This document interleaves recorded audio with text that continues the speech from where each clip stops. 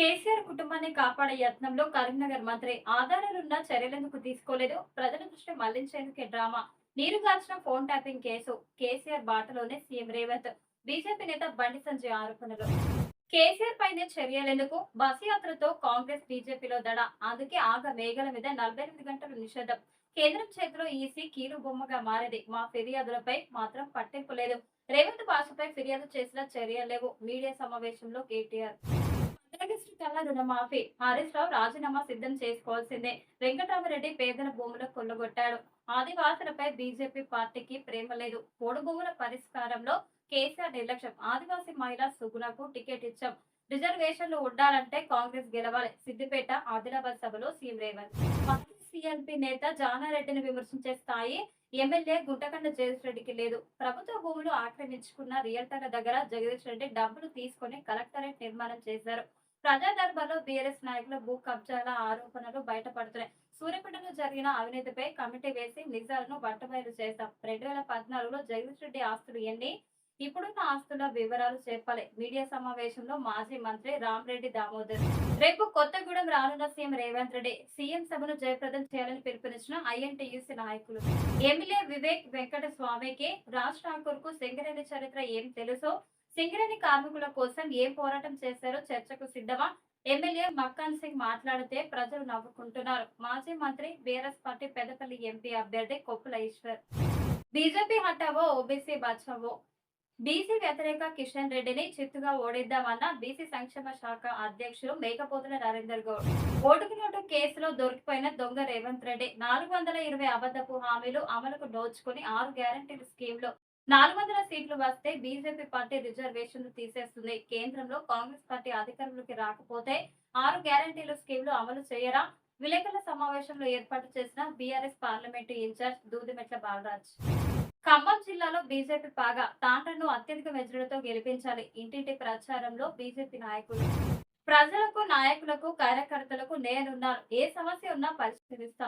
కేంద్రంలో వచ్చేది కాంగ్రెస్ ప్రభుత్వమే. రామ సహాయంలో అత్యధిక మెజారిటీతో గెలిపించాలి. మంత్రి పొంగులేటి శ్రీనివాసరెడ్డి. వివిధ పార్టీల నుంచి కాంగ్రెస్ లో 500 మంది చేరిక.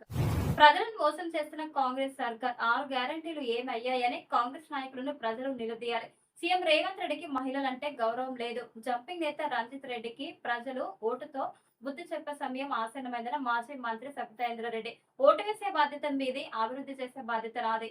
బీఆర్ఎస్ ఎంపీ అభ్యర్థి కాసిని జ్ఞానేశ్వర్. ఎమ్మెల్సీ ఉప ఎన్నికకు నోటిఫికేషన్. 9 వరకు నామినేషన్ల స్వీకరణ. ఈ నెల 27న పోలింగ్. జూన్ 5న ఓట్ల లెక్కింపు. నియోజకవర్గ పరిధిలో 4,61,806 మంది పట్టభద్రులు. వడదెబ్బకు 7గురు మృతి. పెరిగిన పగటి ఉష్ణోగ్రతలు. నల్గొండ జిల్లాలో 46.6 డిగ్రీలు. మరో 3 రోజులు బి అలర్ట్. అత్యవసరమైతేనే బయటికి రండంటూ వాతావరణ శాఖ హెచ్చరికలు.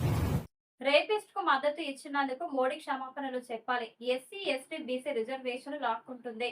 10 ఏళ్ల పాలనలో ప్రభుత్వ రంగ సంస్థలు నిర్వీర్యం. ఇండియా కూటమి అధికారంలోకి వస్తే బలోపేతం చేస్తాం. ఖాళీగా ఉన్న 30 లక్షల ఉద్యోగాల భర్తీ చేస్తాం. కర్ణాటక ఎన్నికల ప్రచారంలో రాహుల్ గాంధీ హామీ. తెలంగాణకు ప్రత్యేక మేనిఫెస్టో. నేడు సీఎం చేతుల మీదుగా విడుదల. కీలక అంశాలతో ఎన్నికల ప్రణాళిక. రాష్ట్ర విభజన హామీల అమలు. పాలమూరుకు జాతీయ హోదా. విలీన గ్రామాలకు మళ్లీ వెనక్కి. విజయవాడకు బుల్లెట్ రైలు. 3 కొత్త విమానాశ్రయాలు. హైదరాబాద్ లో సుప్రీంకోర్టు బెంచ్. నీతి ఆయోగ్ ప్రాంతీయ కార్యాలయం. మేనిఫెస్టోలో తెలంగాణ కాంగ్రెస్ హామీలు. రామగుండంలో నేడు కేసీఆర్ రోడ్ షో. ఈసీ నిషేధం ముగిసిన అనంతరం ప్రచారం.